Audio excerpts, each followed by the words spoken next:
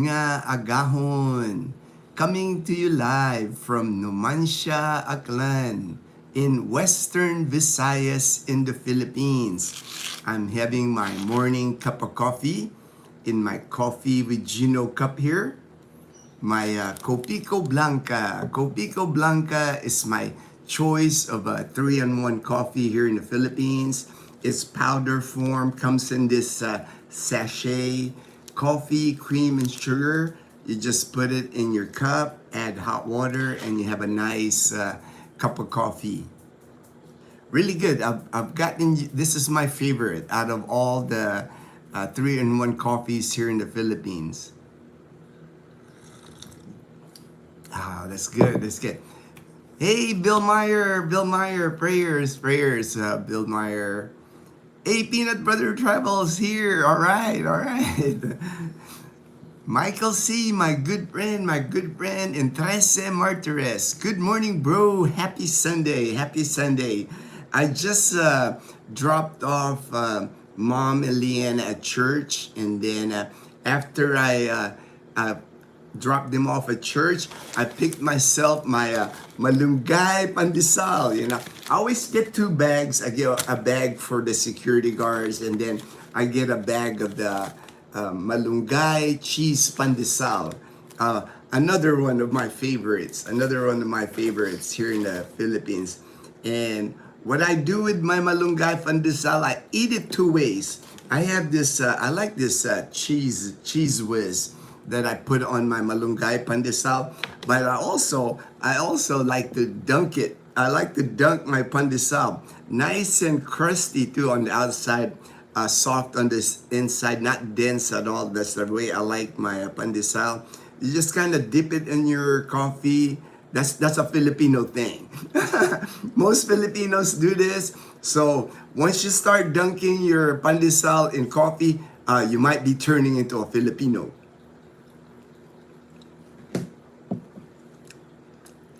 Just got off work. Hey, all right, Peanut Butter Trails.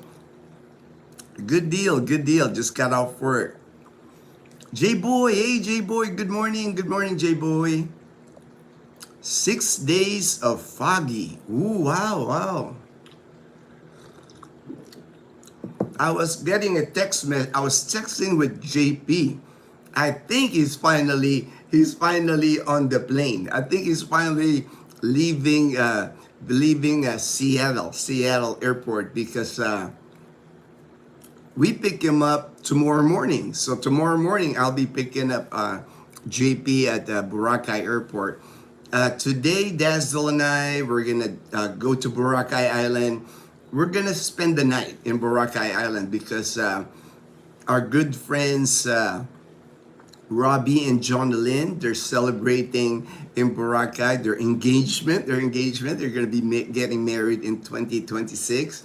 And we haven't seen them in about a year. They're good friends of ours. We've hanged out with them before in Boracay. Multiple times I've seen Robbie in Boracay. Actually, Robbie's been here to Numancia. He's been to Calibo. So he's been a good friend of mine now for a few years now. Ever since I remember about 3 years ago, Robbie was communicating with me.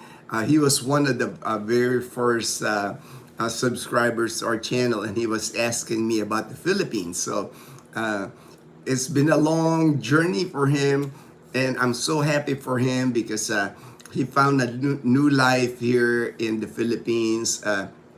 Met his fiance, Jonalyn. Jonalin's a school teacher, so in Moalboal, Cebu. I think one day they're talking about maybe one day moving to Boracay, because Robbie really loves Boracay. To me, I think out of all the places where Robbie's been here, he enjoys Boracay the most. But he's been living in Moalboal, Cebu now, I would say for over a year and a half now. But I think he's going to be checking out Boracay. For... Let me go back here. Hannah, hello. Good morning, Hannah. Hi. Hello. Hey, Derek, good morning, good morning. My good friend in Hawaii, my brother. Aloha from Hawaii. And hi, J Boy, Fortune, hey, Fortune, my good friend, my brother in Bacoor in Cavite. Good AM, fam, and the Panay posse. I don't think we'll see JP here this time, Fortune. I think he's on the plane now because he's about 24 hours away now from being here in Aklan province. So I'm sure he left already. I'm pretty sure he left, or maybe waiting for his airplane now in Seattle, Washington State. He will be flying from Washington State to Korea. From Seoul, Korea, he'll be flying to Cebu, and then from Cebu, he'll fly here to Boracay Airport. Dazzle and I will spend the night. We'll spend the night in Boracay Island tonight, and then tomorrow morning, I should have time to do my morning walk. My morning walk at on White Beach in Boracay. I even have time to eat breakfast because his flight from Cebu doesn't get in till 11:50, and since I'm already there, it's from Boracay Island. It's only a 15-minute ferry ride to the mainland, and from where I usually park my car, it's like 10-15 minutes to the airport. So just easier for us to just go ahead and stay in Boracay tonight. And we always love Boracay. And it's like right now Boracay is like packed with people. I saw pictures last night of sunset in Boracay Island. Man, there's like thousands and thousands of people on front. You know, in Boracay during the day, the afternoon, not a lot of people on the beach because especially when it's hot, you know, people laying out. There's mostly foreigners like to lay out in the sun. Filipinos don't really lay out in the sun. They might swim in the water, they might do water activities, but it's not a thing for most Filipinos anyway to lay out in the sun. As a matter of fact, most Filipinos avoid the sun. You know, they'll carry an umbrella.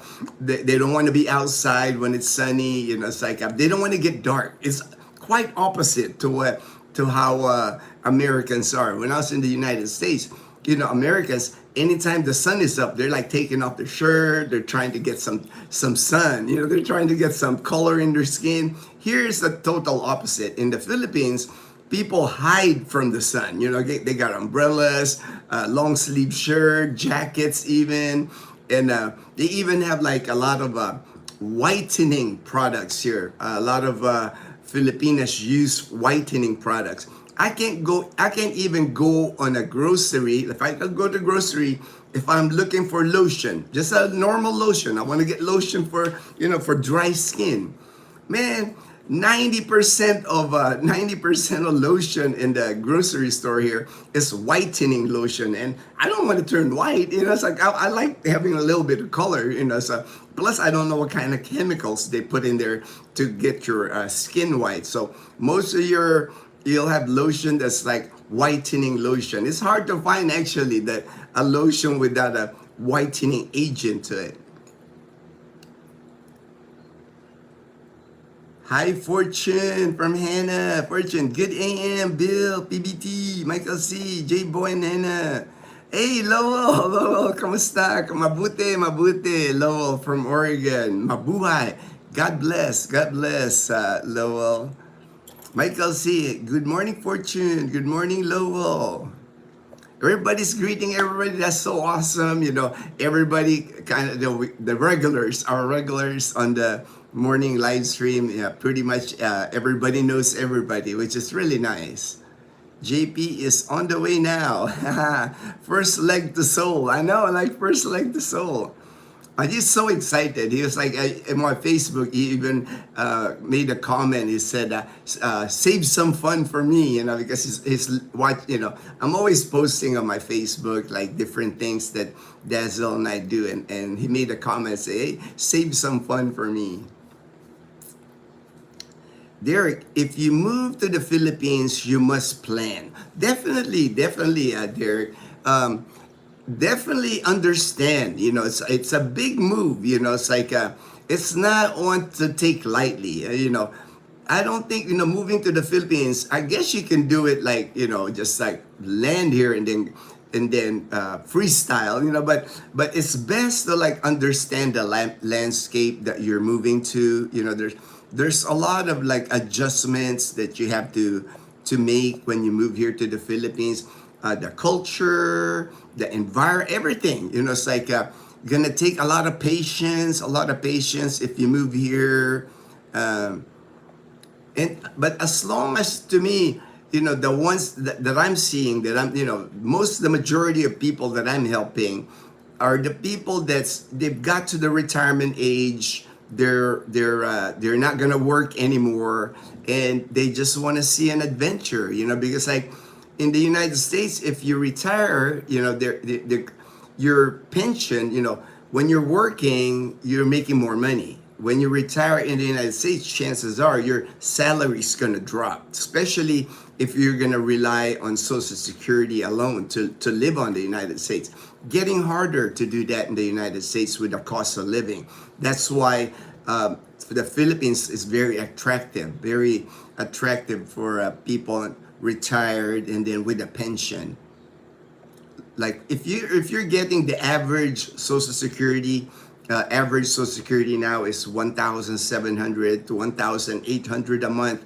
If you're single, you're moving here with that money, you're gonna live well here. You're gonna live well here in the province. In the province, not maybe Manila City, maybe not, but in the province, you can have a good life with the minimum, with the average Social Security.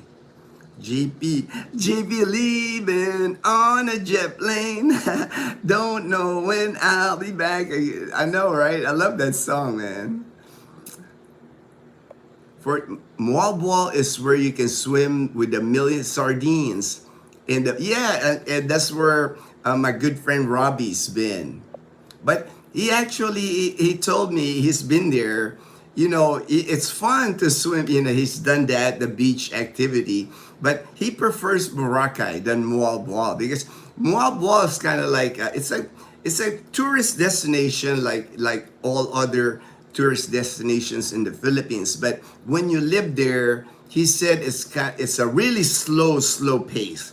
There's not a lot to do. There's not, and I can relate to him because like when you're living in like a small town, after a while you're missing different things. Like in Boracay, the reason why Robbie loves it in Boracay, everything's there, man.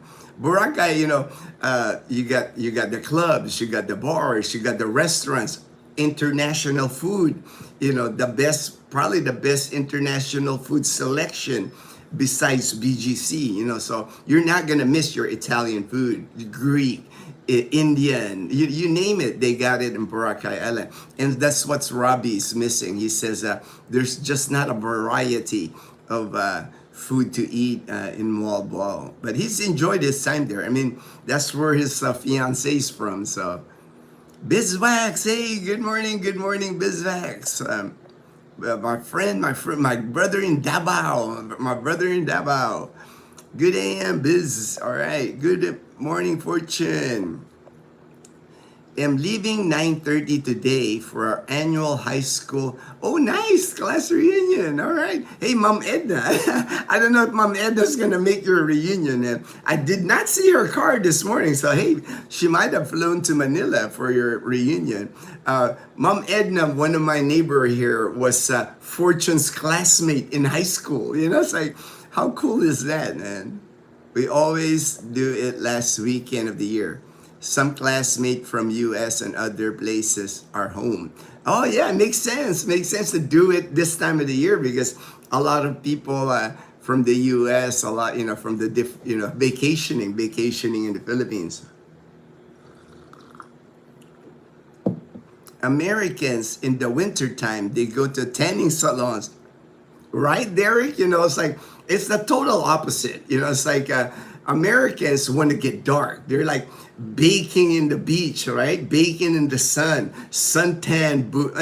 I have never heard of a tanning salon here in the Philippines. It's like, I guess it doesn't make sense with all the sunshine that we get. But even during the wet season when it's raining all the time, I've never seen a tanning booth here. I've never seen it. I've never seen it here. Like I said, it's a total opposite. Filipinas, a lot of Filipinas are into that lotion thing. They even use glutathione pills. You take pills, you take injections, glutathione injections to get their skin lighter.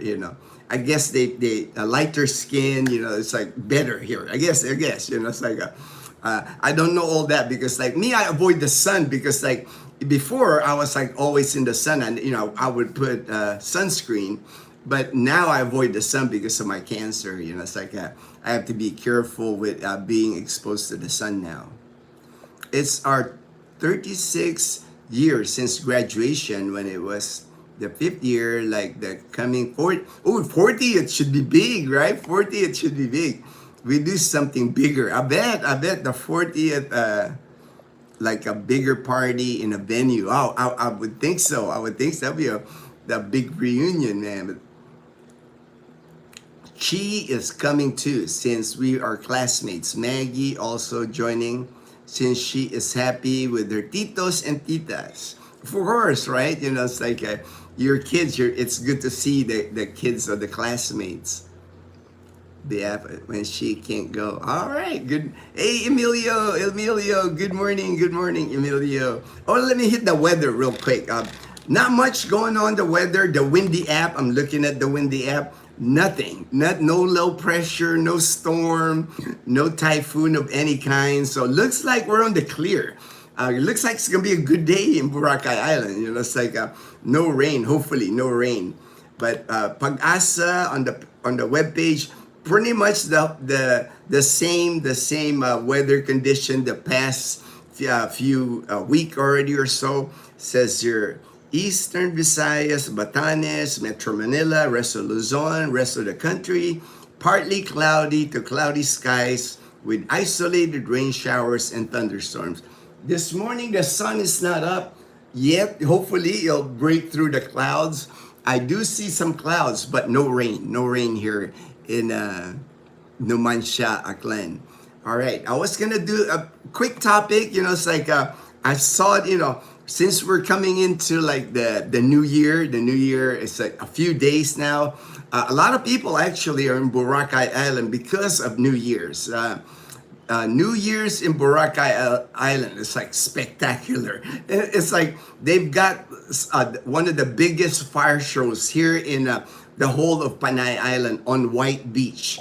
A lot of the hotels too, like the Henan, a lot of the big hotels will have their own fireworks. So people go to Boracay Island for New Year's Eve and then the midnight and party all the way to like the morning. It's just a big celebration in Boracay. I would not be surprised if they even have like bands or DJs playing on the beach. They'll let people, usually they don't allow activities like that anymore on the beach, but they will have a big New Year's Eve party on White Beach.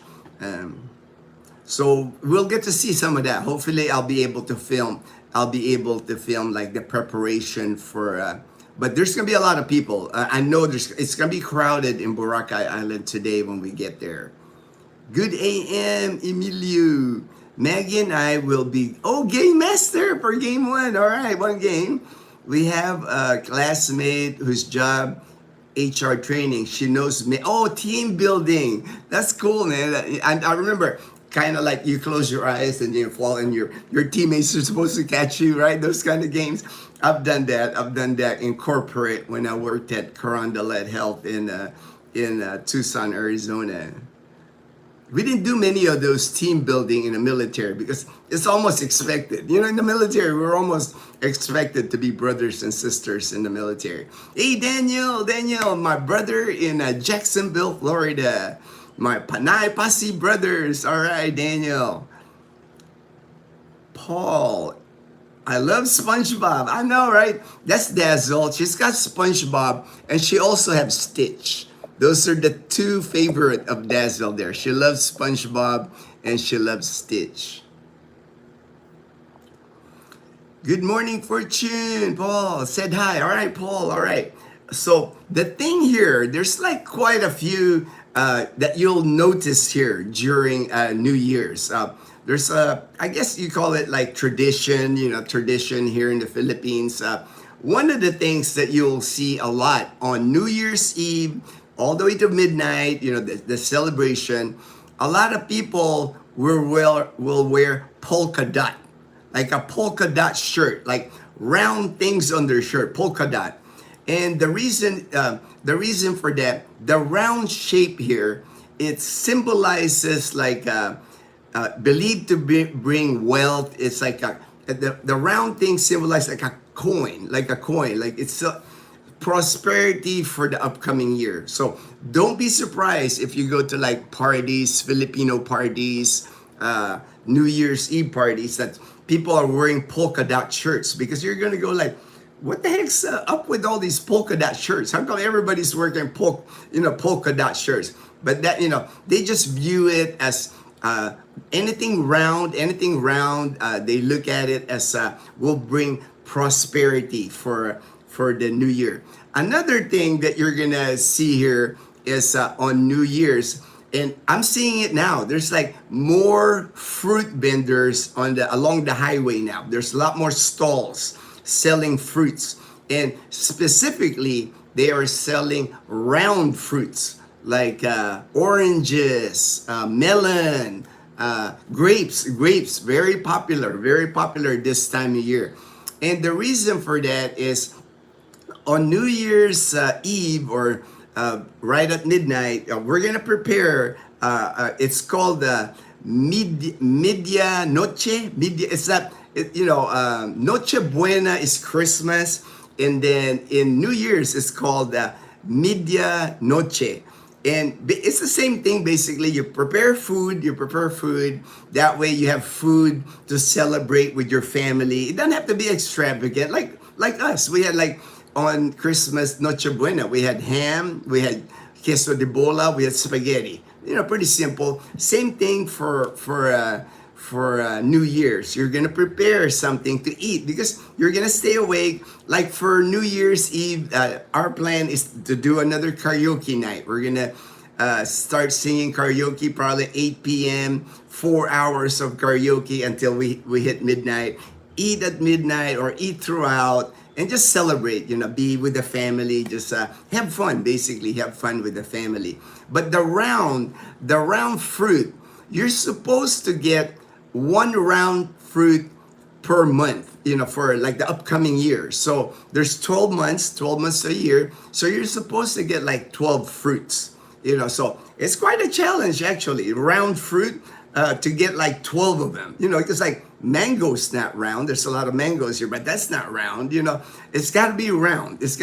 So we're gonna get our fruit probably like December 30 or December 31st. We're gonna go to the fruit stand and buy our 12 fruits for the year. And again, that's supposed to bring good luck for the coming year. A fruitful 2026. That's why you'll notice that everybody, you're gonna go like, why is everybody, there's so much fruit? Why is everybody buying fruit, and why is it round? So that's the reason. Another tradition here in the Philippines. And then for the medianoche feast, typically, if you got to be like, have some money, you would have lechon. But us, we might get a kilo of lechon, because lechon ain't cheap anymore, man.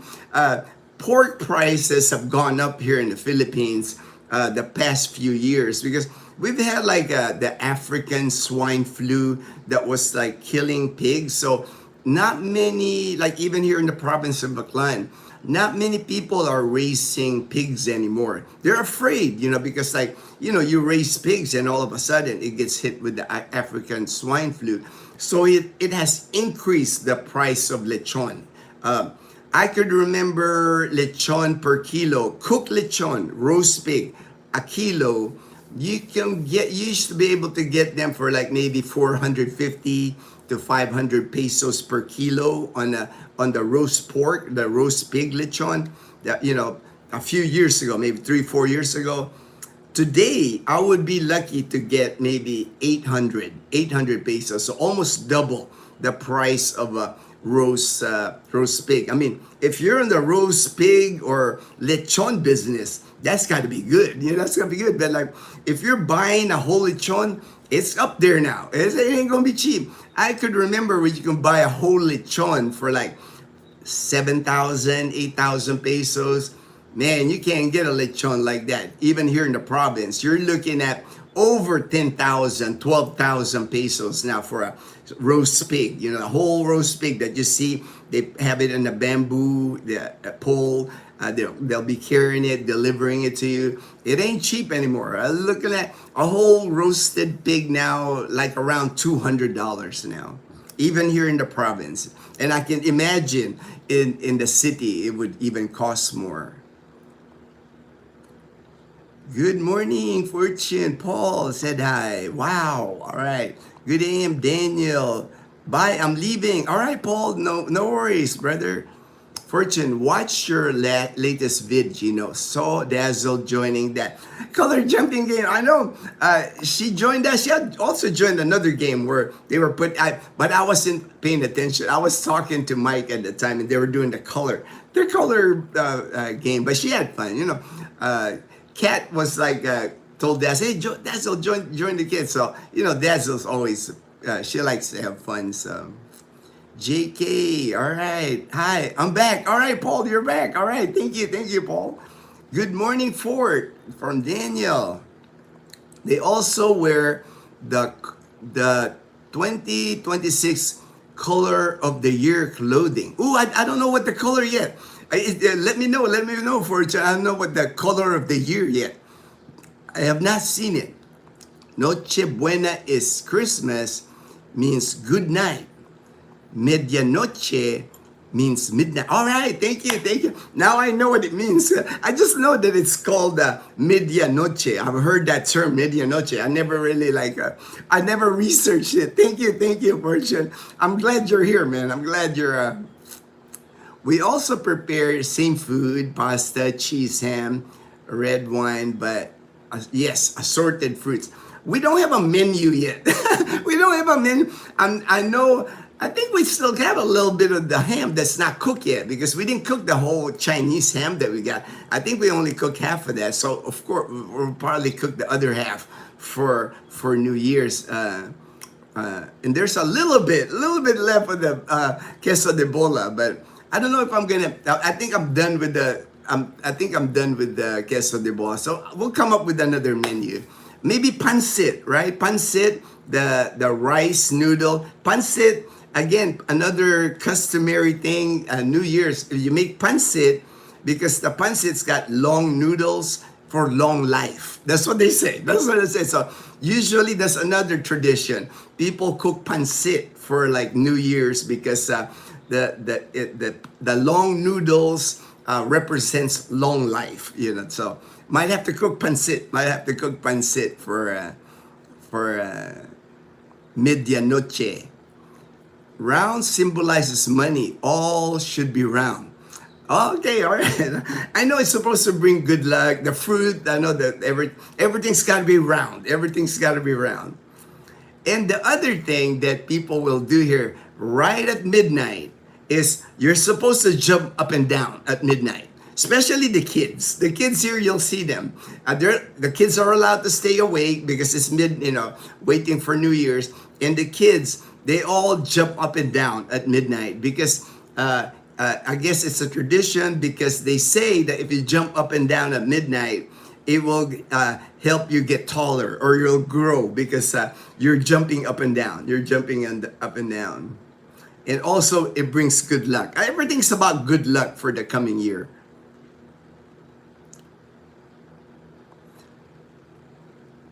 We also make, fruit salad. Fruit salad's another Another we might have to make fruit salad too, man. We might have to make fruit salad, Fortune. Fruit salad here in the Philippines, the way they make it, the way Dazzle and I make fruit salad, and most common, people will get like the coconut pulp, the white portion of the coconut. Fresh coconut, you chop it, you get all the water, we save it in a pitcher. But the pulp, the inside, you will like, there's a shredder that you use, and it makes it into like almost kind of like noodles, like long noodles, you take all the meat, that's the base for the fruit salad, and you add fruit cocktail, you add the Nestle Nestle cream, and then you add condensed milk. That's kind of like the base. And then people sometimes they put cheese on it, like on top. That's a fruit salad. That is another tradition. We didn't do fruit salad for Christmas because the coconuts are hard to find this time of the year because everybody's buying it. Everybody's buying coconuts here, the fresh coconuts. Beluz, good morning, Gino. Hey, Beluz. All right, my brother in Leyte, the farmer and the singer, man. It's like the singer songwriter Beluz, man. Beluz can sing, man. J Boy, all the norms. Good to know why we have so much fruit in there with money in it. And rice, right? They even like I've seen that Fortune where they put coins on the rice. I guess again because the coin symbolizes good luck, wealth the coming year. It attracts the wealth the coming year. Good AM Blues. You can have Dazzle coconut bowling ball. It's round. One time we were bowling at the Calibo. There's a bowling alley in Calibo, Daniel. It's only like 6 lanes, but it's nice to have a ball. And they refurbished it, really nice. I filmed that bowling alley. And she was bowling with a green ball. She was bowling. Somebody had mentioned, hey, Dazzle's bowling with a coconut. Emilio, Round says is lucky, but we end up broke after all the selling gifts giving when I was young. Us, for me, it's like you saw how we celebrated Christmas or even New Year's. I don't go, all out. Like I said, every year it's just us. The immediate, it's just like Dazzle and I, or Leanna, now with Mom. We don't, celebrate with a lot of people. We like just keeping our Noche Buena and Medianoche at midnight. It's always just us that live in this house. We try to make it simple. Green here. Yesterday, I was going to get the 1 liter Coke, zero, but now costs $2.50. A few years ago, it was, here, the 1 liter Coke Zero is about 60 pesos. So about a dollar for the liter.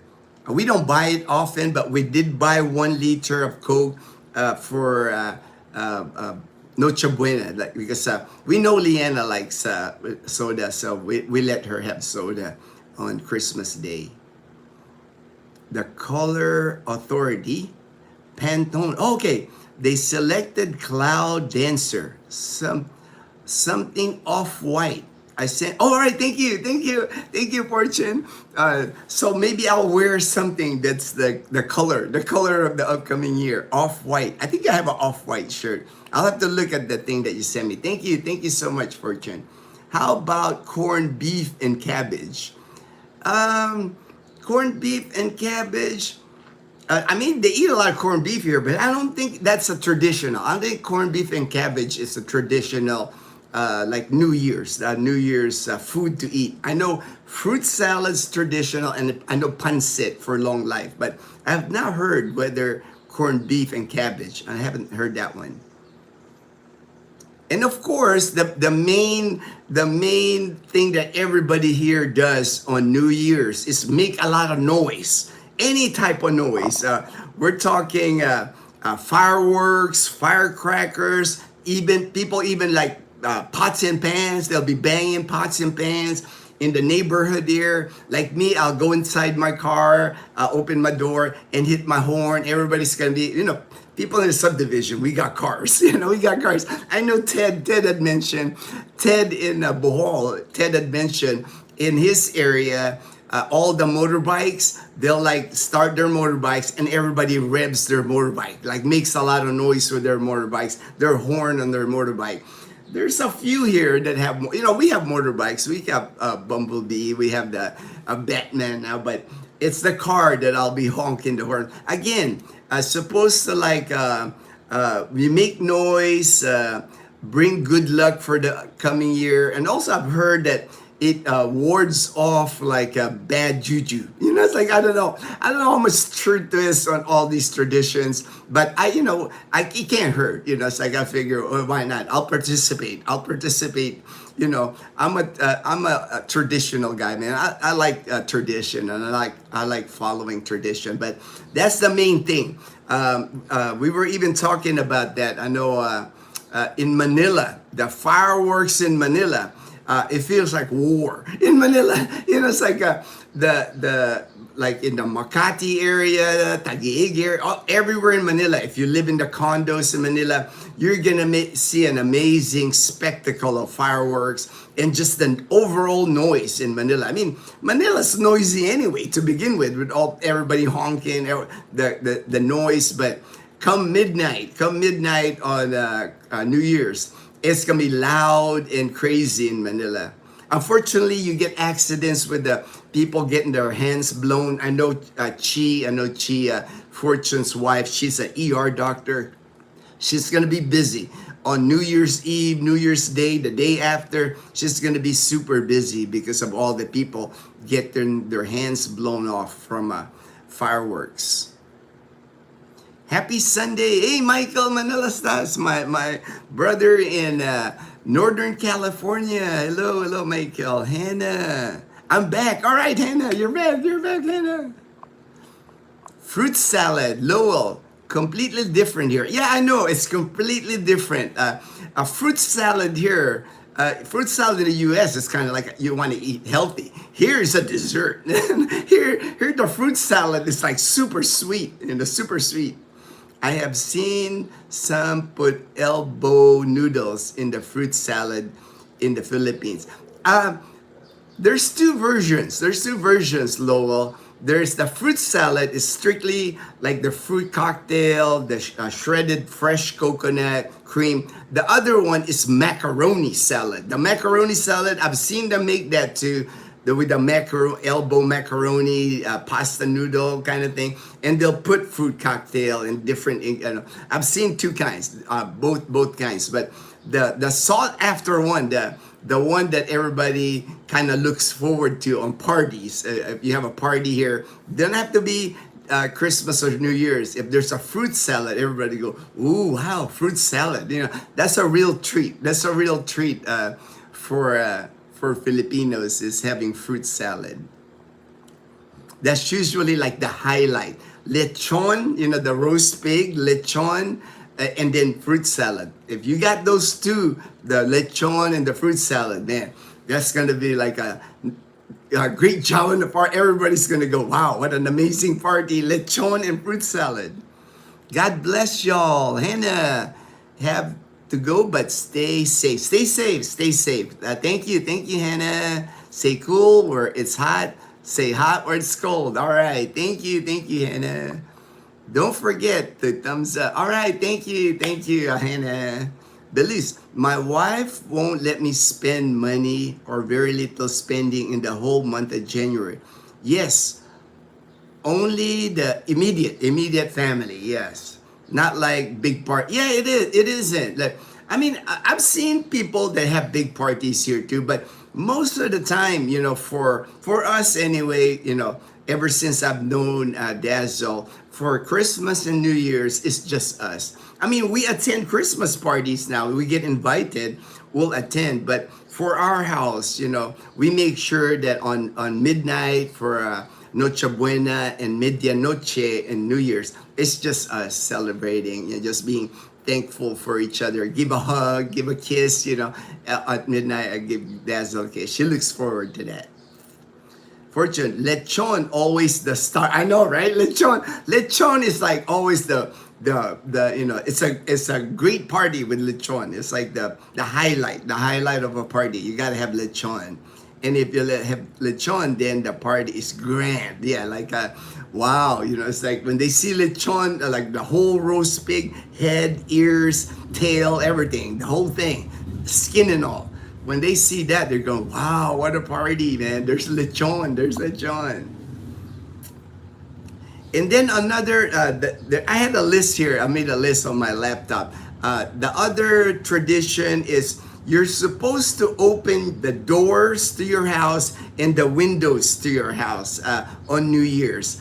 And the reason for that is like to let in all the good luck and prosperity of 2026. So if your windows are closed, you might not get the good luck of the year or the prosperity. So like I said, to me it can't hurt. But I got screen. I got like mosquito screens on all our windows. So we'll open all our windows. It's got screens, so no mosquitoes will get in there. We don't have a lot of mosquitoes anywhere in our neighborhood. And I'll open our door. So bring in the prosperity and the good luck in 2026. So those are just a few that I found, like traditions here in the Philippines for New Year's.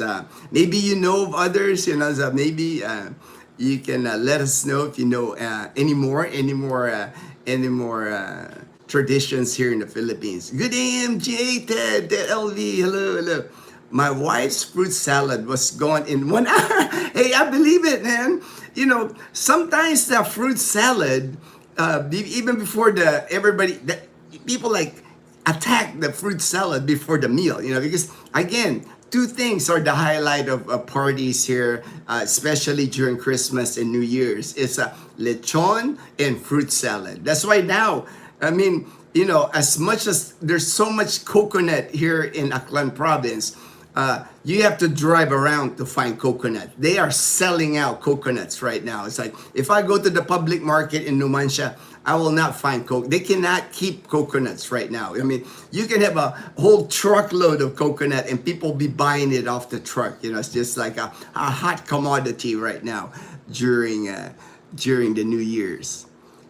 We had 30 kilo lechon cost. That's not bad. That's not bad, actually. Ted, but like I said, right, Ted, 10,000, that's about the range now. Lechon.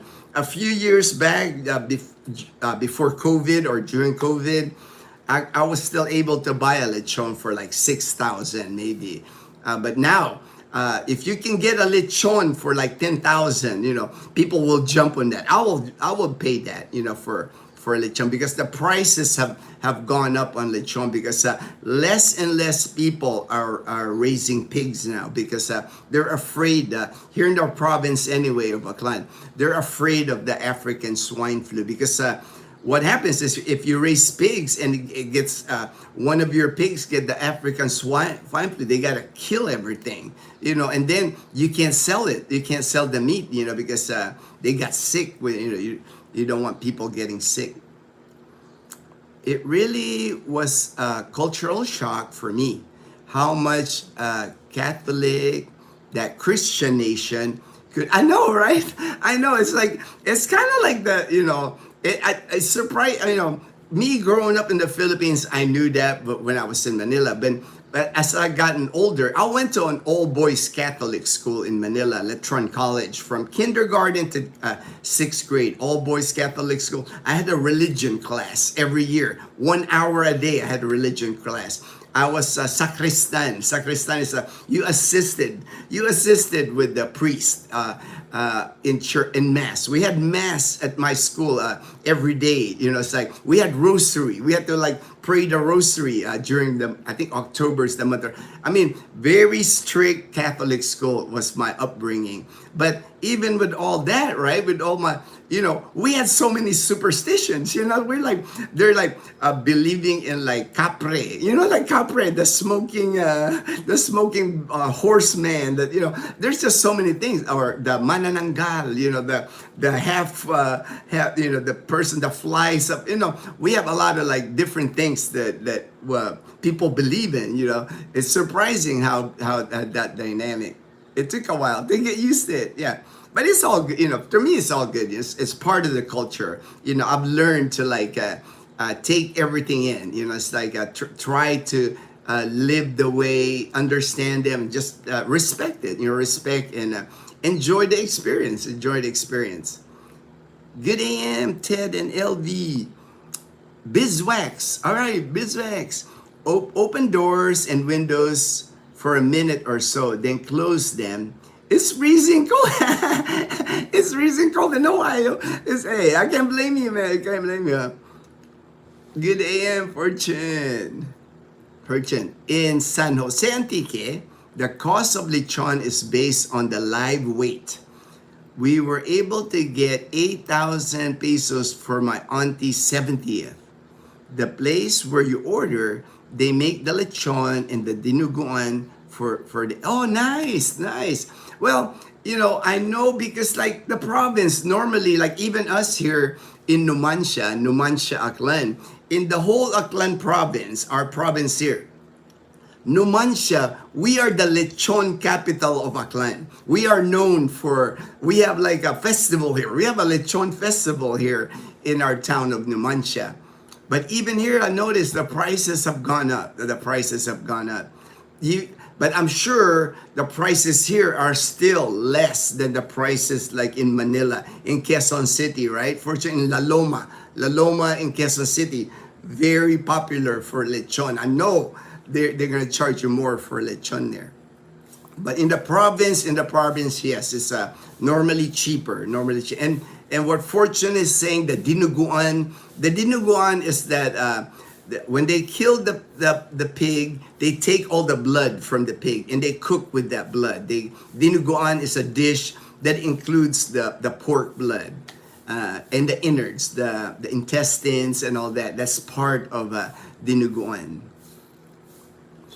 Yep, Ted. ASF in Bohol, hard few months ago. We are way up in the hills, so our pigs were flying. Oh, good to hear, Ted. But if like here, I remember when ASF hit us here in Aklan, man, you couldn't find pork like even in the public market. Nobody was selling. You would just buy chicken and seafood and beef. There you couldn't even buy it. Because people were, even if you want to sell it, people are scared. They hear, there's an outbreak of African swine flu in Aklan province. Even me, man, I'm not eating pork. I'm not eating pork, man. I don't want to get sick. I want to say 16K with 8 sides for our employee party. It was a big, oh yeah, I know. I would not surprise me, Belus, if you paid 16,000 pesos for a lechon. It would not surprise me. Like I said, depending on the area you are in the Philippines here, if it was hit heavy with the African swine flu, there's just no pigs. Nobody's raising pigs. So the pig becomes like a hot commodity. Good, Dad. When you buy a whole pig, lechon, do they cook it for you? Yes, it's already cooked. Daniel. Normally, like if you're having a party, let's say New Year's, you would pre-order it. You would like go to the place that cooks the lechon, and you would like maybe put a deposit, like half the amount, and tell them we want this delivered to you to our house on New Year's Eve, and they'll deliver it, man. And you here in the province, Daniel, the way they deliver it, tricycle. They deliver deliver your pork on tricycle. Everything gets delivered by tricycle here.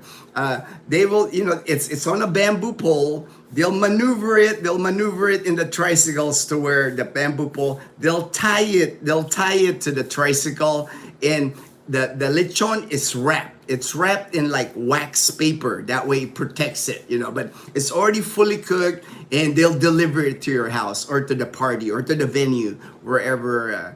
But and it's already here in the province. The way they cook lechon here, they'll remove the inside of the, everything inside the pig, and they'll stuff it. They'll stuff the pig with, like, the common ingredient that they'll stuff it with is lemongrass, some seasonings. That they'll rub salt on the, on the pig. That way, when it cooks, there's flavor inside the meat. Man, lechon is just awesome.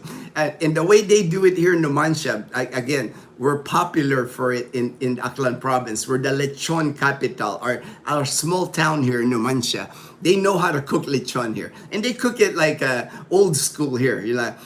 People like churning it, And the commercial places in Manila, they're big. They sell a lot in La Loma and Quezon City. They got like machines that like rotate the pig and everything. Here in the province, man, they're old school here, man. There's like, they put it on the bamboo thing, the pole, and they dig from the ground. They put all the wood, the charcoal, and there's a guy like spinning it. There's a guy spinning it, man. It's old OG here in the province, man. You can get 20 kilo lechon for great price, man. That's a great price, Ted. Man, I wish they had something like that here in Aklan. I don't think I can get that here in Aklan. The cheapest I've seen here in Aklan is like 10,000. I'm not even sure if it's 20 kilos for 10,000. Niels, hello, Niels. I was on the ASF in Subic Bay in the 90s. There, the ASF in Subic. I delivered a 30-kilogram lechon by motorbike.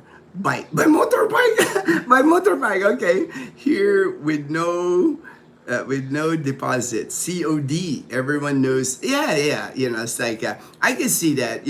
If you here, it's like a lot of times. I think the reason why they want a deposit. Sometimes people cancel. Something happened, family emergency or something like that.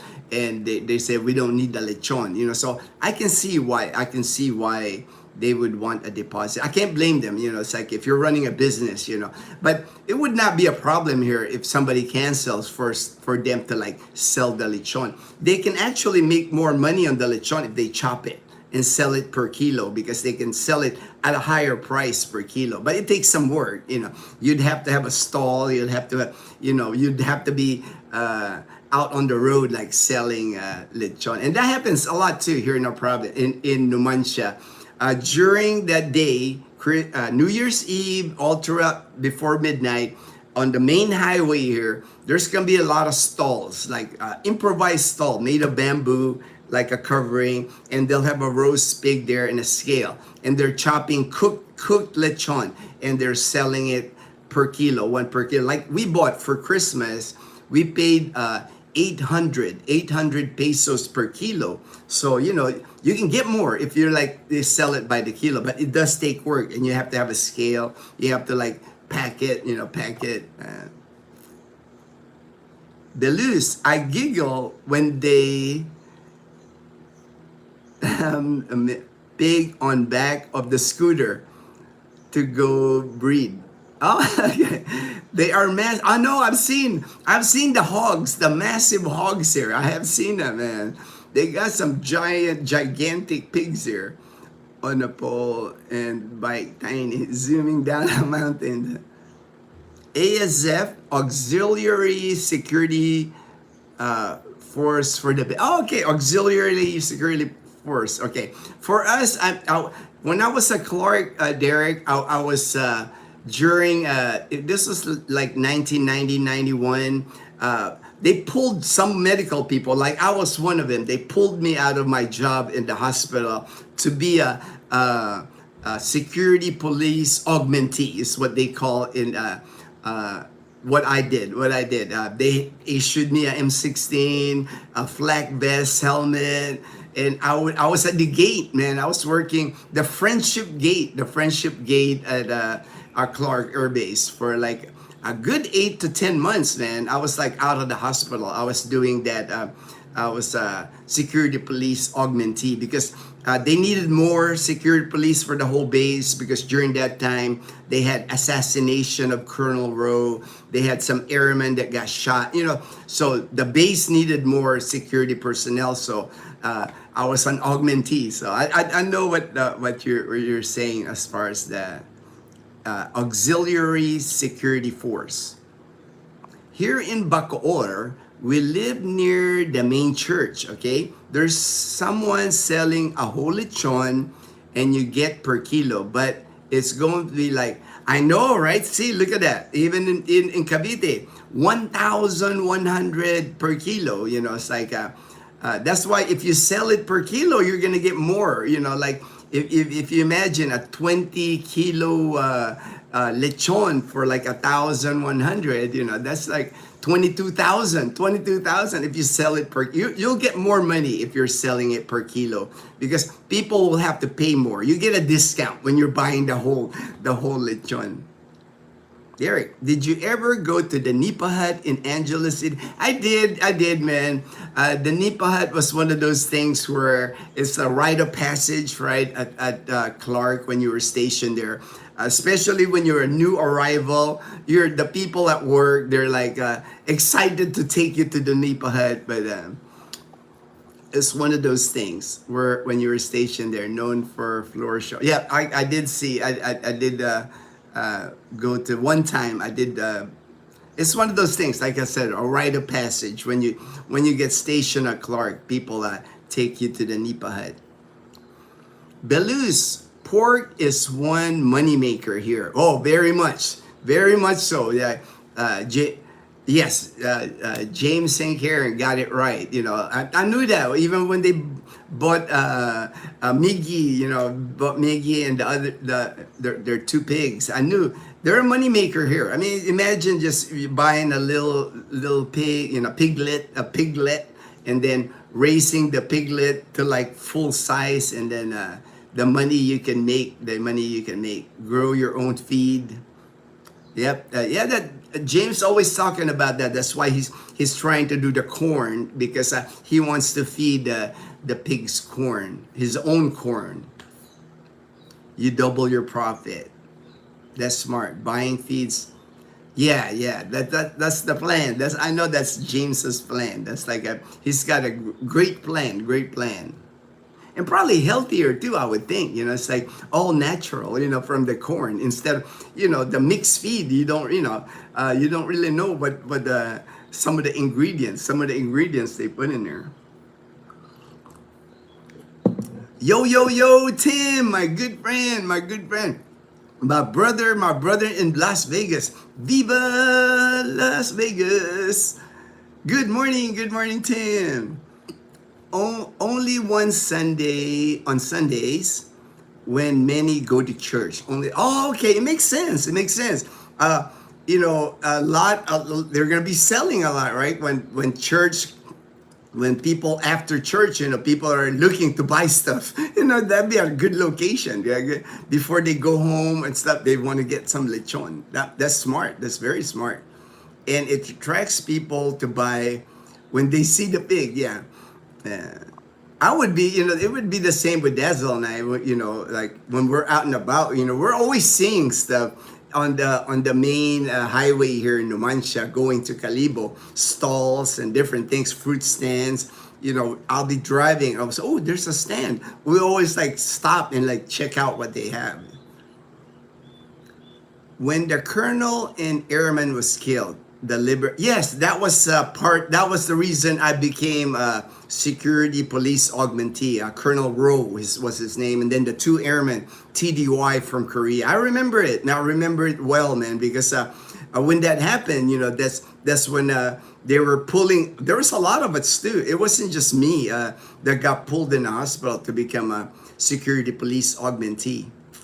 But it was pretty cool because I got to hang out with the security police, got to see what they did, trained with them, and then after some training, they would always partner us with security police. Of course, they wouldn't trust a bunch of medical folks like guarding the gates. You know, there's always like a staff sergeant, tech sergeant, at least at the gate that was security police, and we were like his augmentees.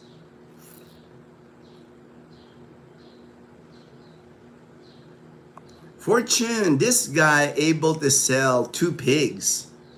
Oh wow, wow, man, that's a lot of lechon, a lot of lechon. And pigs are not always a money maker. You can lose your butt too if you have bad luck. Oh, understand. And that's why a lot of people here in the province of Atlanta, I know friends of ours, they've had a piggery before, and they decided to replace it with chicken. Replace it with chicken because they're like, you know, one ASF, you know, you lose all your pigs, you know, so they're scared of that. You know, if you have like 50 pigs or so, man, that's a big loss. You know, if you have one bad luck like that.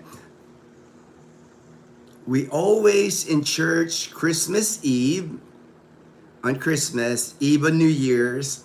I love the country because so Christian values. As a believer in God, you know you found the right place to say, Amen, Amen, my brother.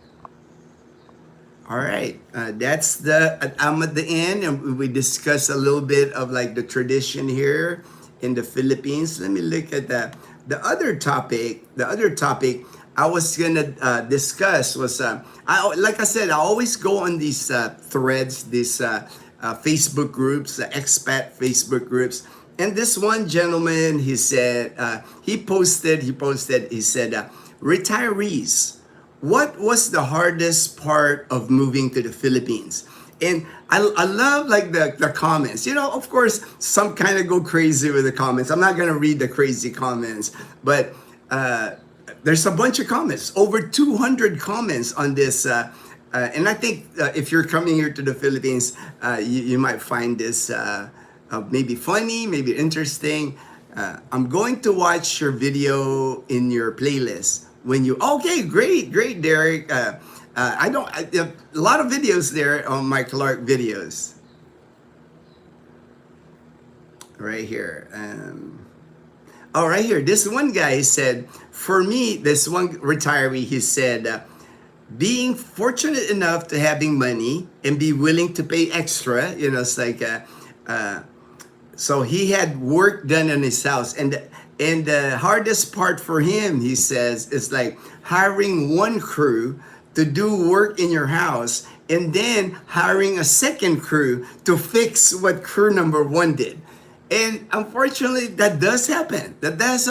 You got to be careful here when you're like me. If I wanted to build a wall, when we walled our lot here, didn't come with a wall, didn't come with a gate. So I had to find somebody to build the wall, build the gate. So usually here, it's best to find people that you know, relatives, right? Relatives. Like I know when we finally build our home in Katiklan, in the land that we bought, we're gonna hire most of Dazzle's family because I can trust them. I can trust Uncle Poloy. I can trust the people there. But that happens here often. It's like you'll hire somebody to build you something and it doesn't come out the way it's supposed to, and then you have to hire another crew to fix it. So I get his point. So be careful, because here, when you do any construction here, especially in the province, there is no like inspection here, or there's no standard that they have to meet. You can pretty much build anything you want here in the province. You know, I know in the U.S., you know, when you build, especially a home or anything, there's like inspections, right? Electrical gets inspected, plumbing everything gets inspected. Make sure everything meets the code. Here, nothing like that, man. You can pretty much build anything. It's like I said, no rules here as far as like here in the province anyway. Maybe in Manila, maybe they got rules there, but not in the province. There's the guy again that asking me stray kids. I gotta look that up. What stray kids is? I don't know what stray kids is. Topic related for me was getting rid of my all my stuff. 30 years of collection. Yeah, right, Ted. That would be hard, right? I know Daniel had to go through that. He had like Daniel from Jacksonville, Florida. He had a few storage units that he had to unload. So that's hard. That's hard to, hard part of retiring and moving here to the Philippines. That's not easy. That's not easy to give up some of it, memories, some things that hold sentimental value. Scuba, hey, Scuba Steve, my brother, hello, Scuba Steve. I know. Oh, okay, Stray Cats. All right. Stray, is that the group Stray Cats? Back in the day, back in the 80s, I think there was a group called Stray Cats. I haven't listened to them for a long time. And then there's another guy says here, have patience. And I think I've discussed that before. Like, one of the hardest part of moving in the Philippines, you have to have patience here. It's like, that's a common comment here. It's like, I notice is patience. This one's kind of funny. He got a lot of like funny remarks and then spot on. He goes, he says here, just marry me. There will be no difficult thing if you do that. I just wanted a company on my senior years. And to me, it got a lot of likes. I got a lot of like smile, laugh out loud, because to me that there's a little bit of truth to that, right? You come to the Philippines, most men that are single when they come here, that's what they're looking for. They're looking for a Filipina to spend their golden years, for the Filipina to take care of them. That's a common dynamic here.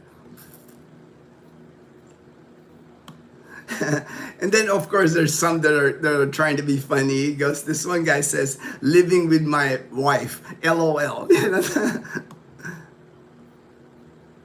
Here, this one I see, one of the things this gentleman is saying, the humidity. And I think I've mentioned that before, man. The Philippines, especially during the summer months, the humidity here is on another level. I've lived in Texas, I've lived in California, I lived in Arizona. The heat here in the Philippines, and during like March, April, May, man, you're gonna be sweating. I do not care where you are. Unless you're in an air-conditioned building, you won't sweat. But like, even here on the first floor here, even if we have the fans, if I had a shirt on, I would be sweating. So most of the time, I don't have a top on. I just wear my board shorts, or maybe a dry fit shirt, or a moisture wicking shirt. Belus, I made my crew do rework three times, all right, before they got it right. Everyone here is skilled, when truth is nobody is. They're not. Oh, thank you. All right, Belus, I'm glad you shared that. See, even Belus, look at that. Belus, his crew, or construction crew, took them three times. Not once, but three times. Not twice, but three times. And that's common. That is, even here, like, I had my area here cemented, and the guys that did it, man, it's like I got like dips on the cement.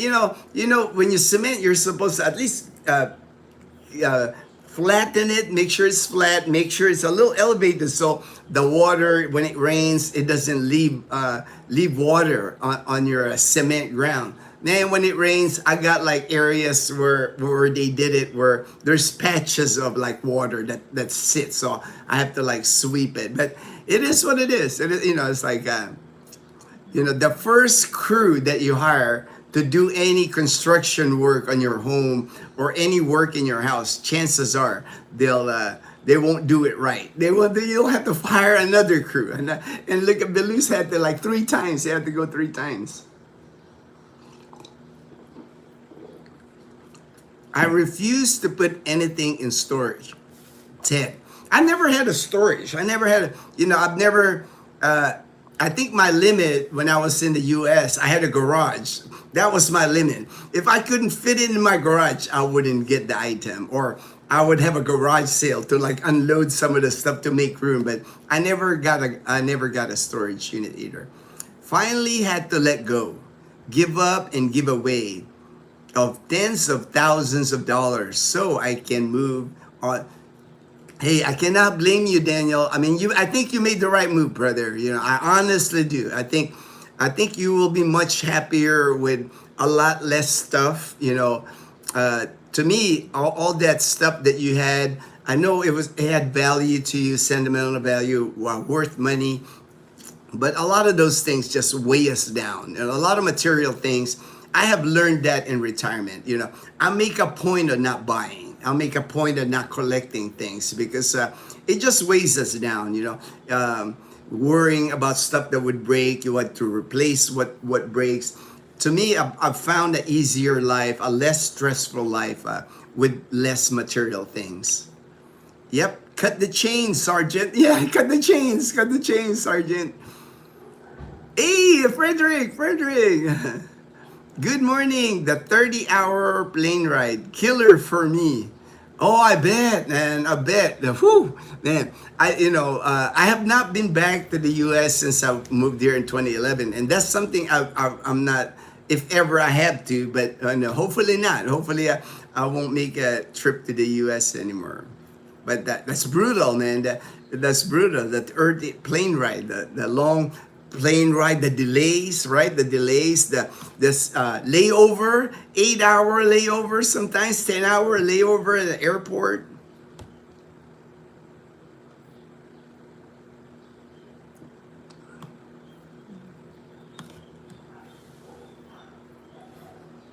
I'm just looking at more comments here from people that you know what they found, this guy says, nothing was really hard. Rent hotel first, then find a long-term rental when you decide where you want to live. Pack light, and that's I think that's the key to pack light. You know, it's like I know JP packed light. I think he's only carrying one main suitcase, and I think he's got like a backpack. I'll see when I pick him up in the airport. But you don't need to like ship all kinds of balikbayan boxes here. You know, it's like I know people do that. That they ship multiple balikbayan boxes. To me, a lot of things that I would not recommend shipping here. Anything that's powered by 110 electricity. You know, I know people sometimes get attached to their tools. You know, they love their tools. But if it's like 110 electricity, chances are it's going to be accidentally plugged in the 220 here, and it's going to blow up. You know, it's not going to last you very long because you have to get a transformer here. Like from, if you have 110 appliance or anything 110, even like a shaver, electric shaver, you have to get this transformer to plug your 110 to that transformer to the ball. But eventually something will break anyway with a lot of people that bring a lot of 110 electricity items here. They eventually break. You know, it's like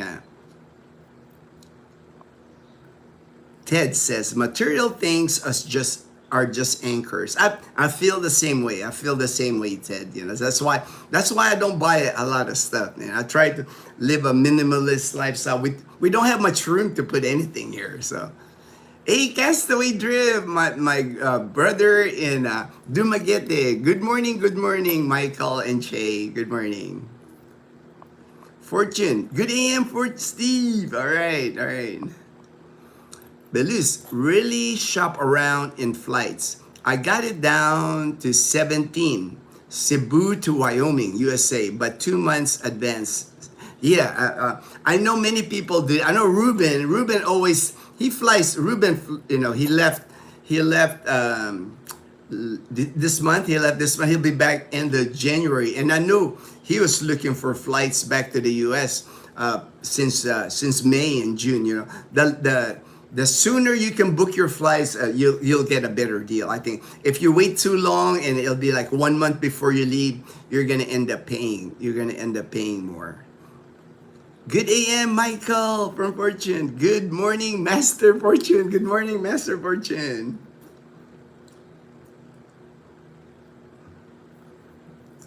All right, here. One guy says, carry toilet paper or wet wipes. I like that because here, unfortunately, when you go use the restroom, that's why Dazzle, she always carries wet wipes in her like me. I'll carry it on my fanny pack or Dazzle on her little bag. We always because a lot of the restrooms here, public restrooms, they won't have toilet paper, wipes. They won't have napkins. When you wash your hands, there's no napkins. So bring your own. Bring your own. Make sure you have your own.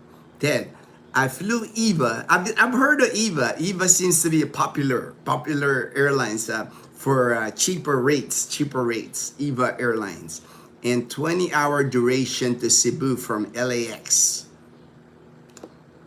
Yes, I feel having less is having more.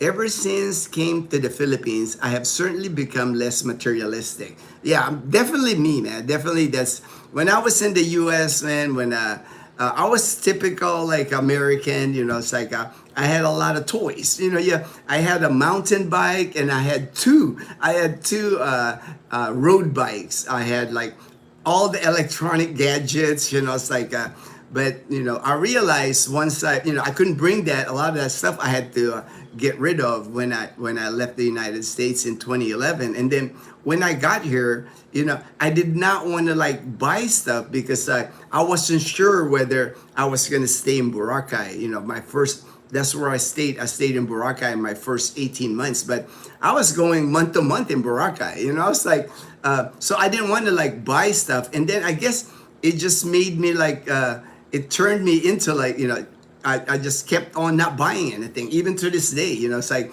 I can pack everything I own in a suitcase in a backpack if I had to move. A lot of the stuff that we have here, they're just like, it's not worth a lot. A lot of these tables, these plastic storage units. I mean, I can get rid of these easy.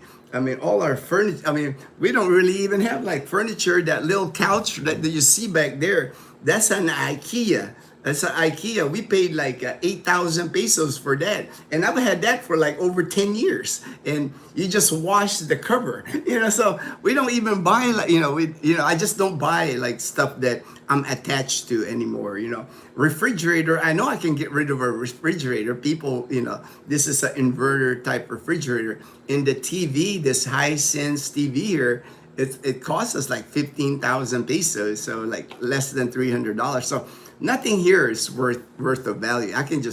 We can just leave this stuff anytime.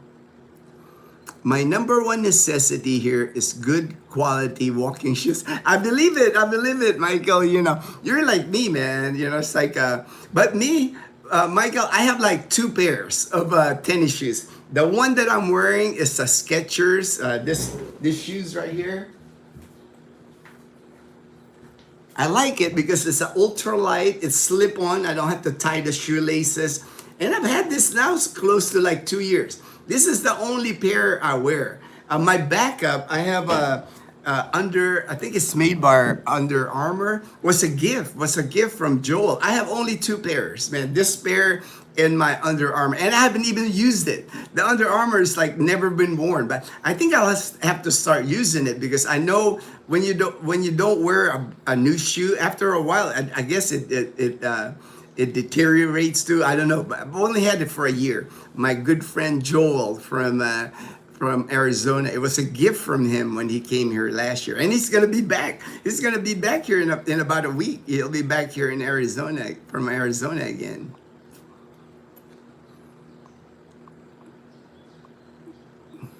So I only have two pairs. I only have two pairs of shoes, man. I don't have any leather shoes. I have this, and I have like my flip flops. That's the only you'll see me either wearing flip flop or wearing my Skechers. I am having a hard time with everything that holds 30 years of memories of my parents and other family.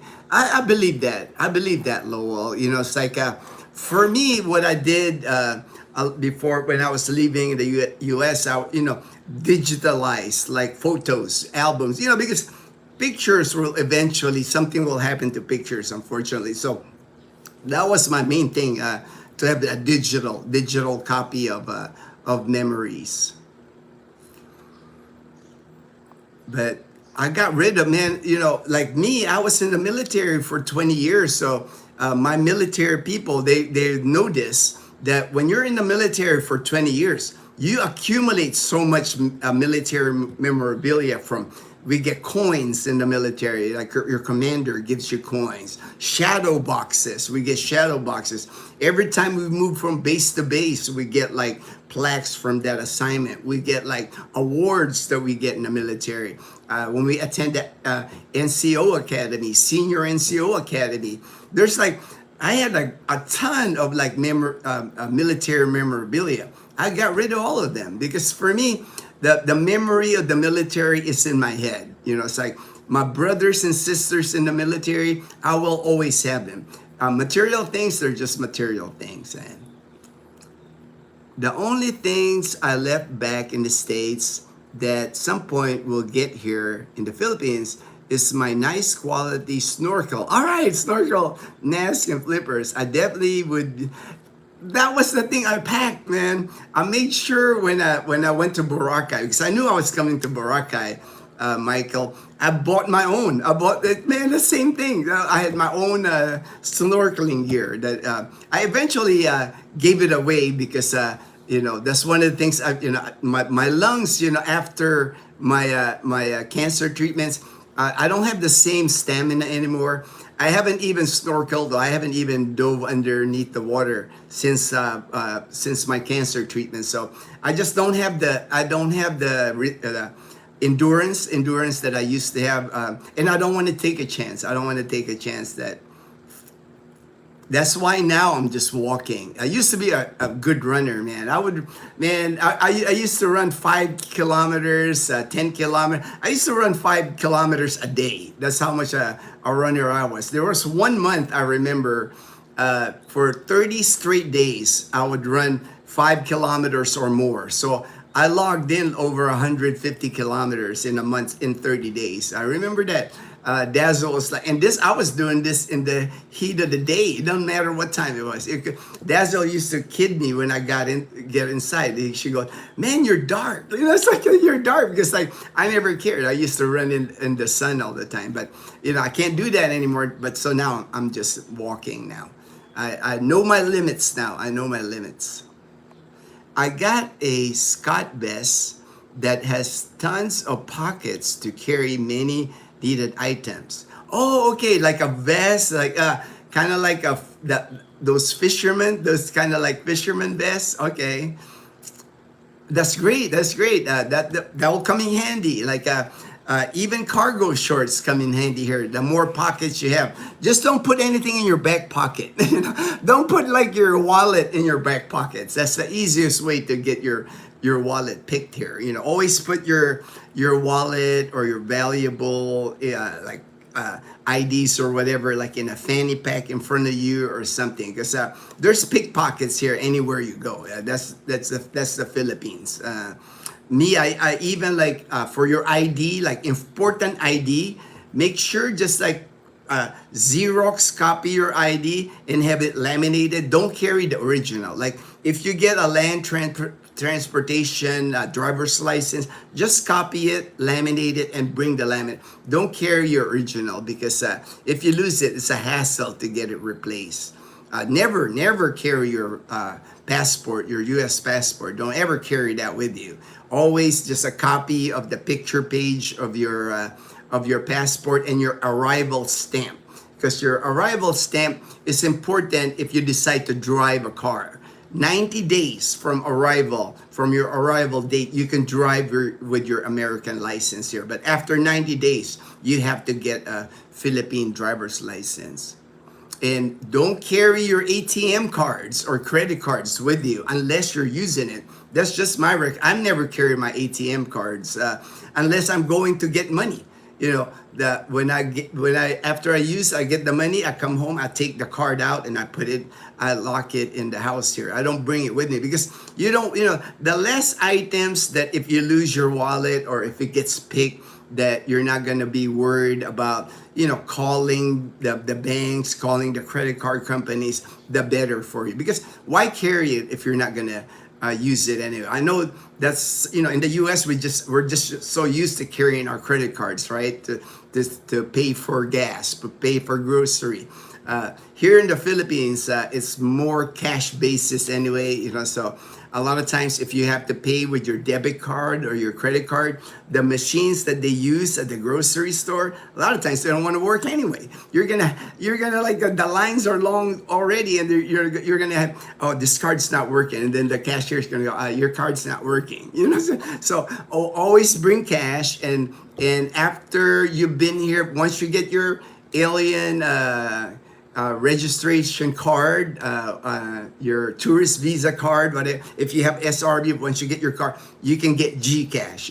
Your Gcash can get verified, and you'll have more money allowed. You can open a Gcash account when you first get here. The problem is you can't get verified. So I think you're limited to like 5,000 pesos. So that's $80. You spend that like that. So but the minute you get like the card, the tourist visa card or SRD, whatever card, 13A card, you can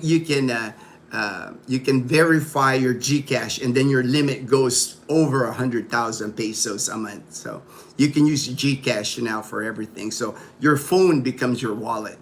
For me, my phone becomes my wallet here. I can pay for just about anything here. I can even go to there's these places now, it's called cash in, cash out. So if I'm not carrying cash with me, my cell phone, I can just go there and I can cash out. I can just send the person that's doing the cash in, cash out, sari-sari store, you name it, anywhere here in Calibo, and I'll say, I'm sending you 2,000. I send it 2,000 and they give me cash. So it's almost like your Gcash account on your phone is almost kind of like an ATM. Hey, Jason Potter. All right. Hey, Jason. Good to see you. Good to see you on the live stream. Hey, man, we're going to do another, I know I like our karaoke night. So we're going to do another karaoke night on New Year's Eve. Mom, Leanna, Dazzle, and I, we're going to do the same thing we did on Christmas Eve. Have a small meal set up for midnight. Have to get our round fruits. We got to buy like 12 round fruits. I know we got to do that. We don't know yet what the menu is for us to eat, but we'll do the karaoke again. We have fun when we do that. It's like that's a fun thing because we just like laugh so much. There's always something random that happens that make us laugh when we do karaoke. Belize, I say don't spend and blend. You will treated more local. A rule here is don't stand out, right? Definitely don't be flashing money. That to me is like a no. It's like, don't let people know how much money you have. Don't let, to me, the more, simple you dress, like t-shirt, board shorts, flip-flops, the less, you don't want to be wearing jewelry. Some people here wearing gold, bracelets, expensive watches. Man, to me, that, that just attracts attention that you don't want. I have witnessed the evolution of crime in 5 years. Yeah, to me, it's kind of like you want to keep a low profile, like you want to blend in.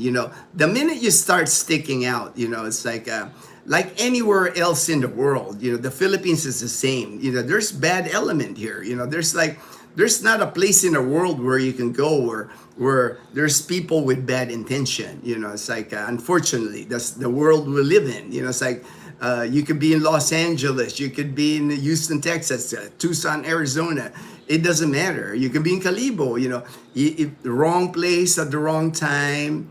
Like I said, don't attract attention to yourself for sure. Mike, those are the 3 things you should have brought. Those are 3 things you should have brought.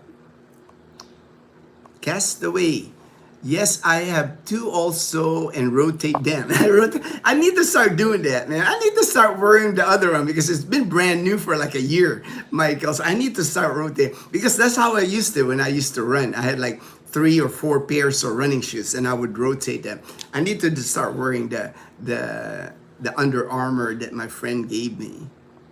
My go-to brand is Brooks. I've had Brooks before. I had Brooks. So when these two are in the last days, I will need to replace them. I was told I can get Brooks brand. Oh, nice. Yeah, I think I've seen Brooks. I think A6. I know A6 was one of my good running shoes. I used to wear a lot of A6. I even found, even Skechers got some good running shoes when I was still running. So to me, running and walking pretty much the same shoe for me as long as it's light and comfortable. Yes, Dad, didn't choose wisely, unfortunately, and brought some things for others. Instead, LOL. I ran out of room and I also prefer Travel Light, LOL. Yeah, right, Michael. Because, if you're coming here, of course, you want to bring presents to the people that you were meeting here, right? But me, when I came here in 2011, man, I was just like I was a free agent, man. I did not communicate with a Filipina. My objective when I came here in 2011, I wanted to find peace in my life. That's why I selected Boracay Island. The first 18 months in Boracay Island to me was like awesome because I found my peace there. Was able to unwind all the stress, all the pressure in my life when I moved to Boracay, man. That 18 months for me was like a rebirth. It was a rebirth for me, man. It's like every day I would run on White Beach, I would swim in the ocean, I would go snorkeling. I met local friends in Boracay. Some of them still my friends to this day. Musicians, mostly they were musicians in Boracay. They worked at the Boom Boom Bar. They're not there anymore, the Boom Boom Bar. A lot of when I came to Boracay in 2011, the Pirates, the Boom Boom Bar, the Tree House, a lot of that stuff is like closed now because those were kind of like the OGs of Boracay. Those places were like run by mom and pop shop. Now Boracay is commercialized now. Now it's more big Henan hotels. Now you got McDonald's, KFC. You got those things in front the Starbucks, but it's all good. I enjoy Boracay still. It's still my happy place because when I go to Boracay, like today, we're going to Boracay. We're spending the night. I can still, when I walk in the morning on White Beach, I can reflect on the day I landed in Boracay Island back in 2011. I can reflect on like, man, it's been a great going on 15 years now. That's where it all started for me, the life that I found here in the Philippines. And I'm so grateful that I found a good life, good family now. It's like I can't ask for more. That's why I'm just content. That's why I'm content on just helping people if I can help people. My motto always is to be good and do good. It's like that's all I'm trying to do the rest of my life. Jason, the military also helped you. Oh yes, of course, right? Jason, just so true. In the military, we packed everything in our duffel bag. That duffel bag we put on our shoulder. I mean, you gotta pack all your uniform and like civilian clothes and toiletries and everything on that duffel bag. We didn't carry like 2-3 suitcases with us when we traveled. Low maintenance. That's why I keep my hair short. It's like I don't use gel on my hair. I basically shampoo my hair and then that's it. I never own a comb. I don't use gel. There's no, heck, when I don't have shampoo, I just use soap on my head. It's like, I'm low maintenance. Military taught me that. So that's why I like my hair short because like I don't gotta comb it. Belus, Castaway, Bad Fish in Cebu. They have what's the quality everything. Derek, Americans have too much stuff good to become minimalist. I think so. Like, I was the same, man. I'm not going to lie, Derek. I was the same when I was in the US. Like I said, I had a garage full of stuff. I had a garage full of stuff that looking back, that most of those things I really didn't even need. But it is what it is, right? In the U.S., you gotta have like the waffle maker. You gotta have the air cooker. You gotta have the microwave. You gotta have the all the gadgets in the kitchen. You got all these gadgets that. Now we have, like, see that right there? That's a 1 burner electric. That's all we got to cook. That's what we use. And we did have an oven now. We have an oven that we bought, an oven. Right there is our oven right there. So we have an oven and we have like a 1 burner electric. That's all we got in the house. We don't have all kinds of and a rice cooker. We have a rice cooker and to boil hot water. That's all we have, man. We make it simple. We make it simple here in the house. We don't have all kinds of appliances and all kinds of gadgets. All right, there's Mom and Leanna coming home from church. Belus, Cass, FB. All right, they're home. Hey, I got pandesal, ma'am. I got pandesal. Wow, there's Leanna, and then there's Mom. Hey, here's the pandesal. Pamahaw. Here in Aklan, pamahaw. What does that mean, Mom? Like a snack, like to eat, right? Something to eat, right? Breakfast. Breakfast. Pamahaw, breakfast. Sa Tagalog, almusal. Almusal in Tagalog. So Sa pamahaw. hapon naman, merienda. Merienda. Same for in Tagalog. Merienda is in. Okay. Hello, Belus. I was happy to learn that I could get Brooks brand shoes in Cebu. And I have tried many other brands. And Brooks were always best for me. And it's good that you found your brand, Michael. Got a passport card when I got my new passport. All right. It's like that way you don't, never bring your U.S. passport with you because you don't want that getting lost or getting taken from you. But yes, Gino, I got rid of everything in the U.S. Most everything. Lots of meaningless stuff. I was so shocked when I was selling my house and seeing all the stuff it is, and I know. I went through that in 2010, 2011 before I came here. You're shocked at like all the things that you accumulate in your life. Like I said, my military memorabilia alone occupied a whole room in my house. I was like, what am I keeping all this for? I did not have a storage unit, but I had one inside my house. And hey, Ray, my brother in Sacramento, California. Hey, all right, Ray, thank you, man. The video that came out, man, I shot your island in Capiz province. And hey, Ray from Daniel. Cass, I'm talking snorkel, fins, freestyle diving, even spear guns. Bad Fish Cebu will ship over. Oh, nice. I'll have to take a picture of that. Let me see, where's my other phone here? Oh, there it is. I gotta take a picture of that because people always ask me, it's dead. The phone's dead. But people always ask me like where to get that stuff, but I'll remember it now. I'll remember. Bad Fish in Cebu.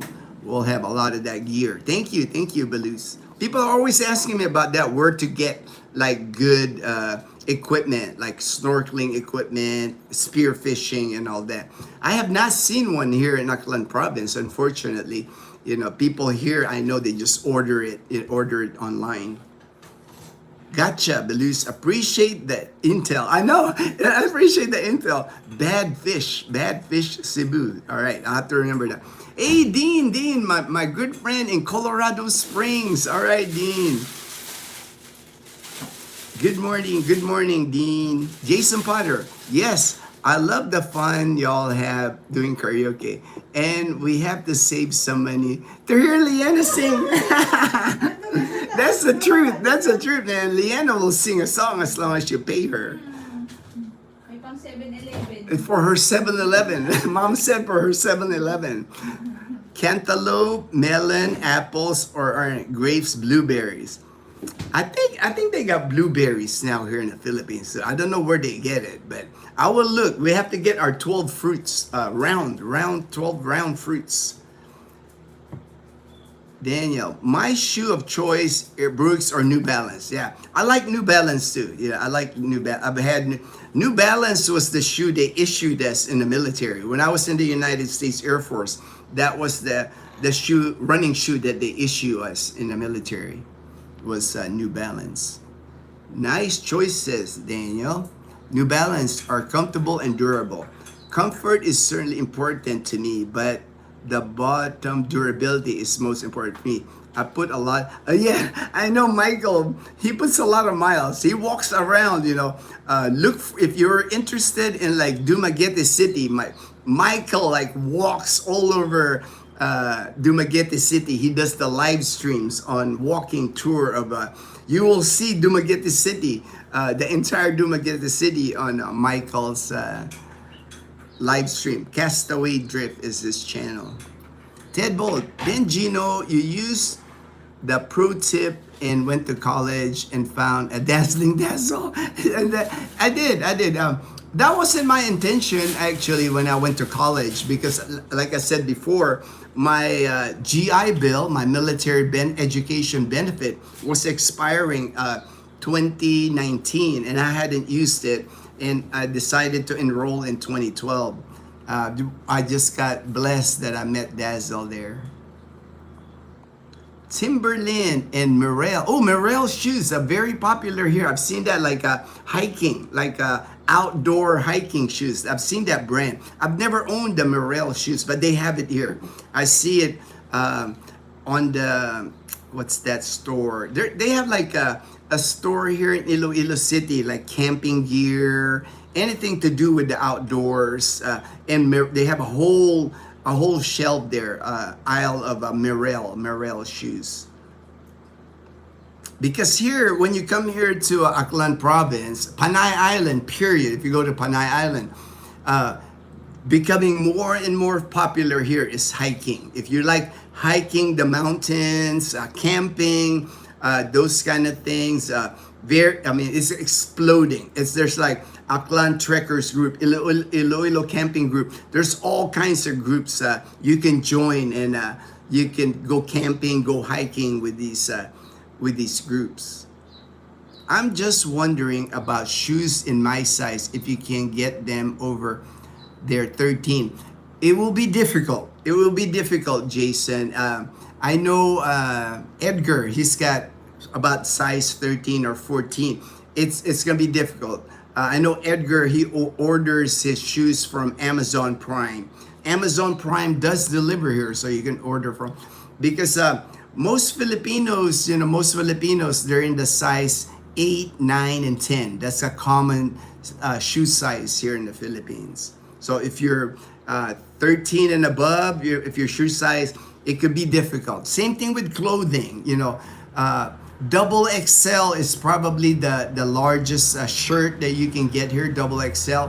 And their double XL here, it's not even a XL, I think, US size. It's smaller. Everything is smaller here. Like in the US, I wear like a medium US t-shirt. Here, I at least have to get a large and sometimes extra large. And when you go to the stores here, double XL is usually the limit. After that, you can't get, that's why a lot of people, that's one of the things they make sure they bring when they come to the Philippines, if they're bigger size, would be clothes and also shoes. But you can order them once you're here through Amazon Prime. There's just not a lot of it. Like if you go to like, in Calibo, definitely, not many big sizes. Iloilo's better. Like if you go to SM City, Iloilo, they have a better selection of, because it's bigger. It's a bigger city. They have a lot more expats living there. So, said hi, Ramil. All right. God has a plan for you. I think so. Everything, I believe in that. Derek, that everything happens for a reason. All the things I've went through in my life, it got me to this point, and I'm just blessed. I'm thankful for the life that I have now. It's like got nothing more to ask, man. You know, it's like I'm fully content. You know, nothing else left for me to do but just live out my days and just enjoy my life. It's a good feeling, actually. It's a good feeling that when you get to that point where you're no longer chasing money, you're not no longer chasing material things, you're no longer chasing anything. I'm not chasing. My day to day is basically spending time with Dazzle, Mom, and Leanna, and us just having fun. Hello, good morning, Merry Christmas, Romel, and Prosperity New Year from Philippines, Mindanao. All right, Romel. Merry Christmas and a Happy New Year. We're getting close to New Year here. Yes, one size up for me here regarding t-shirts. Yes, right? You know, it's like if you're like a medium or a large in the US, it's gonna have to be one size, at least one size higher here in the Philippines. All right, I got to the bottom. All right, I did my topics already, so I think I'm gonna end the live stream here. I still gotta pack. You know, I don't have much to pack. I'll bring my laptop, my GoPro, and a change of clothes for tomorrow. Tomorrow is when I pick up JP in Boracay Airport. So Dazzle and I, we're gonna spend the night in Boracay this evening. Michael, yes, I agree, Gino. I have a purpose here in the Philippines. Many spiritual moving moments. Blessed. I know. I think that's why we connected, Michael. I think that's why both of us, we know what we're going, you know, what the Philippines gave us here. It gave us a new life here, purpose, and just blessed. Yeah, that's pretty much sums it up, you know, like the feeling of blessed here in the Philippines. Also, you can get your larger sizes in U.S. clothes at the exchange in Korea, Japan. Oh yeah, that's right. You know, if it's an easy trip, you know, if you're coming to the Philippines, if you go to, if you're prior military, if you got like a military ID, you know, there you can go to Korea, you can go to Japan. Singapore is another place, Daniel. That's where I took Dazzle. That's where Dazzle initially got her military ID, U.S. military ID, because she's a dependent of a retired military. So that's where we got her ID, and they have a commissary, they have a BX and all that. American size clothing at the Sembawang Naval, U.S. Naval base in Singapore. Really nice base, man. It's a small base, but really nice. I'm glad I was able to take Dazzle there. All right, okay. Have a blessed day. All right, thank you. Have a blessed day, Michael, Che, in Dumaguete City. Thank you for joining the live stream this morning. Young, my soon-to-be fiance is from Antique. Oh, right next door to us. Antique is right beside Aklan Province here. I love the Filipino people so much. I'm glad I got approved to work remote, so I'll be moving there. All right, 20. All right, hey man, let me know if you need any help. You know, it's a neighboring province. We go to Antique. We were just in Antique last month. Would be happy to meet up with you. If you need any help adjusting to life here in Panay Island. I have a friend, Tim, Tim, in the live stream here. He lived a little bit in Antique and now he's back in Vegas. But contact me. My contact information is in all our videos on the description box. My email, my messenger, my WhatsApp. You know, if you have any questions, I would be happy to help you, my friend. Did you give any sentimental things to your sister for safekeeping? Derek, most of my military memorabilia went to my sister. Yeah. But I'm not worried about her sending it to me. It's hers, you know. She can pass it down to like whoever wants it, whoever relative, her kids, whoever, you know. I wasn't attached to it. You know, it's like, to me, like I said, the thing I keep close to my heart is my military brothers and sisters that I video chat. I just video chat with Leo the other day. That, you know, to me, that means more to me than memories, material things. You know, it's like I'm just happy that I kept my military brothers and sisters all these years. People that I've known since I was like 17 years old. Now I'm gonna be 60, and I'm friends with these people because we shared the military. We were like in the military. Our first assignment in the military. Do you have suggestions? What is the best speed there? Globe, PLDT, Starlink. All right. Really, Globe, Smart, PLDT. There's really no speed as far as like who's better, who's not. I've always been with Smart, but I've had the same Smart number since I moved here in 2011. It gets upgraded. I think I started with like 3G, then 4G, then 5G. They'll upgrade it at the store, but I don't think it makes a difference, especially here in the province. Smart or Globe, it's hit or miss, because we don't have the infrastructure for telecommunications here in the province. Better in Manila, you get better internet there, better data on your phone when you're in the big cities. And here in the province, you're just not going to get good signal here, unfortunately. Starlink, I know my good friend James from James and Karen's Adventure. He's got more experience with Starlink. And if you have like us here, we go with Kalibo cable because of the price. Like Kalibo cable for me only costs me 1,400 a month. Fiber optic from Kalibo cable, so about $25 for internet. I know Starlink, even the residential Starlink, will run you. I think it's like 3,000 plus 3,000, so double of what I pay. And the speeds could be depending on the cloud cover.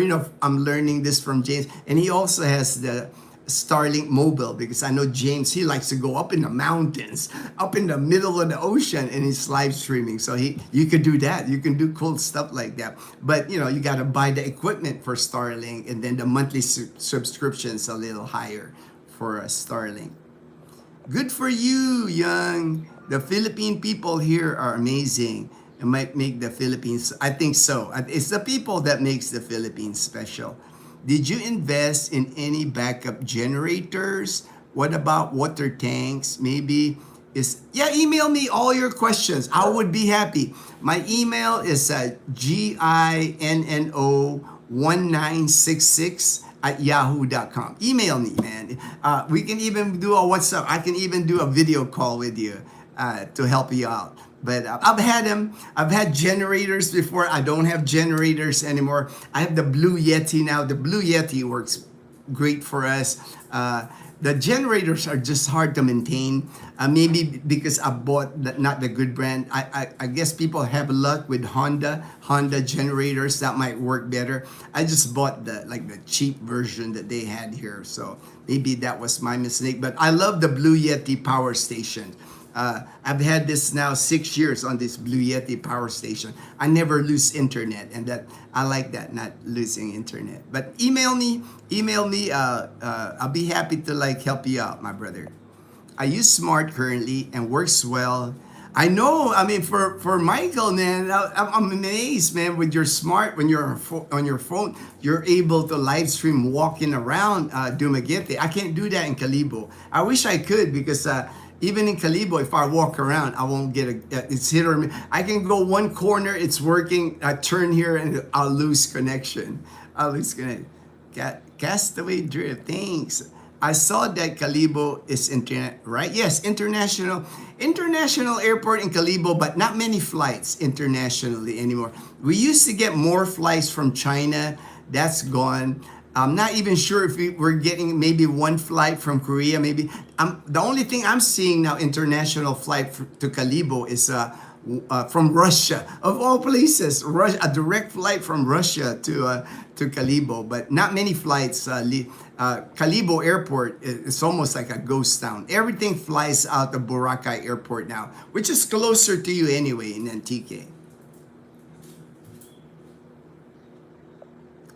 They have international flights in Caticlan. I know you can fly from Caticlan to Taiwan. Taiwan, I know it's one for sure that they have. I think there's another one. I'm not quite. I'll have to check, but it is. They fly in they have international, not many international flights that fly out of Aklan, period. There used to be when a lot of Chinese tourists used to come here, but the Chinese are gone and Koreans, less and less Koreans are coming here also. Fly boy, all right. We can keep you talking. You see, because and all right, thank you, Jason, thank you. It's all good, man. You know, I don't want to like, you know, if you ask me a question, you know, I'll always take my time and answer. You guys are important to me, man. You guys are important. Facts, Jason. Facts, Jason. All right, I think that's it. I think that's the last comment. Thank you so much. Thank you so much for joining the live stream this morning, everybody. Have a good day, good morning, good afternoon, good evening, wherever you are. Take care, and everyone stay blessed. Stay blessed.